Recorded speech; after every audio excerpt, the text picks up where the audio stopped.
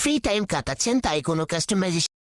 আপু, কেকের অর্ডার না থাকলে তো আপনি শুয়ে বসেই থাকতেন, তাহলে কেন আবার কাস্টমাইজেশন চার্জ ধরবেন? ধরেন আপনি কেকটা বানাচ্ছেন, কিন্তু আপনি মনে করবেন আপনি শুয়ে বসেই আছেন, ফ্রি টাইম কাটাচ্ছেন, তাই কোনো কাস্টমাইজেশন চার্জ রাখেন না প্লিজ। চিন্তা করতে পারেন একজন ক্লায়েন্ট কি পরিমাণ মস্তিষ্কে খাটিয়ে কথাটা বলেছে। মাঝে মধ্যে এদের কথা শুনলে আমি নিজে পাগল না তারা পাগল, এটাই আমি খুঁজে পাই না। কেকের কাজ করা আমার একটা পেশা, তাই জন্য যখন আমি কেক বানাবো তখন চিন্তা করব যে আমি শুয়ে বসে কেক বানাচ্ছি। চিন্তা করতে পারেন ব্যাপারটা?